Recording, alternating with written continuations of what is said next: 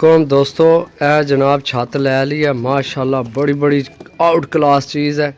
तो यह ज़्यादा रात ने पकड़े तो यह जनाब हूँ निक्का है मेरे नाल तो यह मैनू रस्ता दस सी ताकि मैं भुल गया तो जनाब रस्ते विचों मैं ये वीडियो फिर देख लिया हूँ। दस जी इथों ए सामने वापस जाना है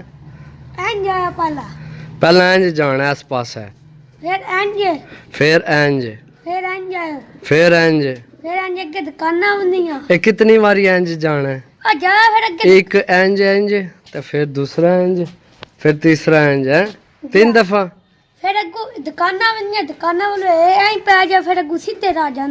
फिर नहर तो चढ़ जा समय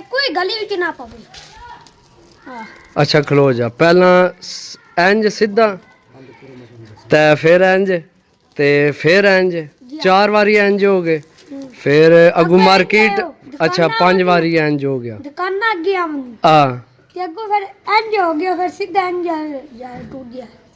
पंजवी जगह इंज आके फिर दुकान ठीक है दुकाना तू फिर इस पास इंज होना ठीक है।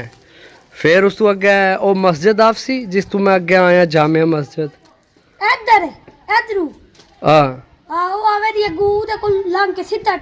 ठीक है सही है।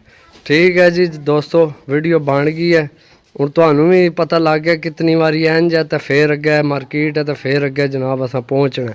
बाकी जितों मैं भुलिया तो जनाब वीडियो देख लिया सा तो ए निक्के ही ज्यादा लाए ने कबूतर भाई सही कबूतर नहीं चंगे जिसकी देसा याद करसी याद करसी इंशाल्लाह। सही है दोस्तों अल्लाह हाफिज़।